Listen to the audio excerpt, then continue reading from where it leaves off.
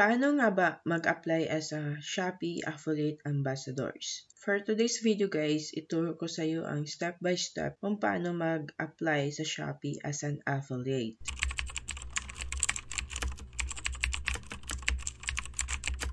For those who don't have a background about the Shopee Affiliate Program, yung pagiging affiliate po ay ito yung mag-promote ka ng products from Shopee and then you will have your unique referral link. Kung may mag-click dun sa link mo and then bibili sila using your referral link, is kikita ka ng commissions from Shopee. Who can join the program? Para makasali sa Shopee Affiliate Program, ito po yung mga kailangan mo. Ikaw ay isang influencer with at least 1,000 followers on any major social media platform, gaya ng Facebook, Instagram, YouTube, TikTok, and Twitter. So, pili ka lang po ng major social media platform mo dito na meron ka ng 1,000 na followers. Pwede na po yung Facebook mo na naka-professional dashboard na merong 1,000 followers. Next is influencers who have passion for content creation and are actively posting on their social media platform active within the last 14 days. So, dapat once mag-apply ka dito, in the last 14 days is mayroon kang post dun sa major platform na pinili mo. Next is Shopee seller affiliates and Shopee employees cannot join the affiliate program. Just in case na Shopee seller affiliates ka na, hindi ka na pwede mag-join dito. How do I set up my account? To set up your account, so punta ka lang sa link na ito. And also, I will put the link sa description ng video na ito, so check mo lang. So, step 1, click login at the top right corner of the screen. Step 2, input Shopee account. Step 3, click enter now to proceed with registration. So, let me show you how. Alright, dito mapupunta ka sa affiliatedshopee.ph once click mo na yung link sa description ng video. So, click mo lang itong enter, this one. Ito, click mo siya.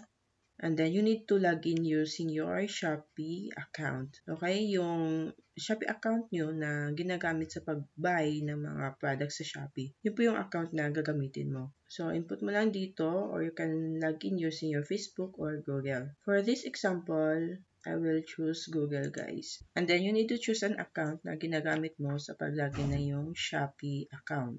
And then, mapupusin ka dito sa Welcome to Affiliate Program ni Shopee. Your Shopee account is naka-default na po yan.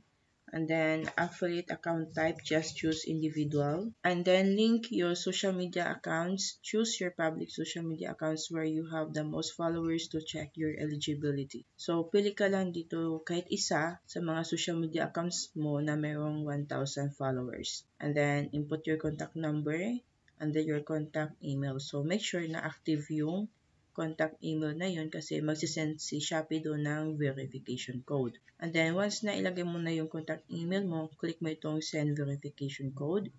And then, check your email. And then, you will receive a verification code from Shopee. And then, yun po yung ilagay mo dito. Input your verification code. And then, for the referral code naman, optional lang siya guys. You can use my referral code. Ayan, makikita nyo dito sa screen yung aking referral code. And also, ilalagay ko din siya sa description ng video. And then after that, click mo itong submit. And next step is add your main social media platform and categories that you want to feature. Here, ayun nga, maglagay ka ng mga main social media account mo. And then step 2, select one or more category you want to promote. Step 3 is to select a partner type, blogger, social media. Step 4, check how did you get to know the Shopee Affiliate Program. So, check mo lang dito that it is applicable for you. Okay? And then, review Shopee Affiliate Program terms and conditions. So, dapat i-check mo ito. And then, click submit once done. Note that you will receive an email confirming your account setup. So, after clicking the submit button, guys, you just have to wait for around 1 to 2 weeks for the approval. I-check mo lang sa yung inbox, promotions, and spam, yung email ni Shopee. So, once naka-receive ka na po ng approval as an affiliate kay Shopee, you will receive an email from Shopee kung saan pwede ka nang mag-login sa yung affiliate dashboard. So, let me show you kung ano yung affiliate dashboard nila, guys. So, ito po yung affiliate Shopee dashboard. So, once approved ka na, you will get an access to this. Ang question kasi is, ano yung gagawin mo once na-approve ka na? So, once may access ka na sa dashboard mo, guys, ito yung next step. Punta ka lang dito sa account mo, dito, and then go to your payment setting. Kailangan mo to siya i-set up, guys, bago ka maka-receive ng commission from Shopee. Dito sa payment setting, guys, as you can see here, partial information pending review. It almost, 2 months na po ako ngayon, and hindi pa po approve yung aking tax information kay Shopee. Dito sa account type, individual, and then choose adult.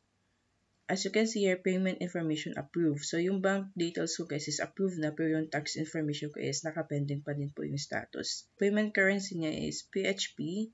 Lagay mo po yung beneficiary full name. Yung full name mo po talaga kung ano yung nakalagay sa mga bank account mo. So, yun po yung ilalagay mo. Beneficiary phone number. Ayan. Primary bank account is kailangan mo mag-apply sa CBank Philippines Inc. So, yun po yung pinaka-primary na bank account mo kung saan magsisend sa'yo si Shopee na yung mga commissions. Bank branch name, kung ano yung address na nilagay mo doon sa application mo kay CBank. So, yun din po yung ilalagay mo. And also the bank address. Bank account name, kung ano yung pangalan na nilagay mo sa CBank, yun po yung ilagay mo dito. And then bank account number. Proof of bank account ownership. Sa dashboard mo sa iyong CBank account, i-screenshot mo lang yung dashboard mo kung saan makikita yung account name tsaka yung bank account number mo. And then yun po yung isi-send mo dito sa Shopee. And then for the secondary bank account, so need mo na po dito ng secondary bank account mo like yung BDO, Union, Land Banks, any kind of mga banks na meron ka. Ilagay mo po dito yung mga information mo. Next is for the tax information. As you can see here, nakapending pa po yung review niya. BII registered, just click no. Beneficiary permanent. So, ano yung address na nakalagay sa mga ID mo, yun din po ang ilalagay mo, okay? And then, name of taxpayer, and then TIN number. So, need mo ng TIN number, VAT qualification documents. Click mo lang yung tax registration, non-vatable. Click submit mo. Ayan. So, antayin mo na lang na ma-approve ka niyan, okay?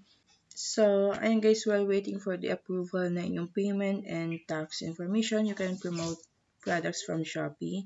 But the downside is that if mag-promote ka na and then wala ka pang approval dito sa payment settings mo, is hindi mo makukuha yung commission mo. Let me show you an example dito sa account ko. So, punta ako dito sa aking payment and then billing. As you can see here, my income is 0, income breakdown is 0.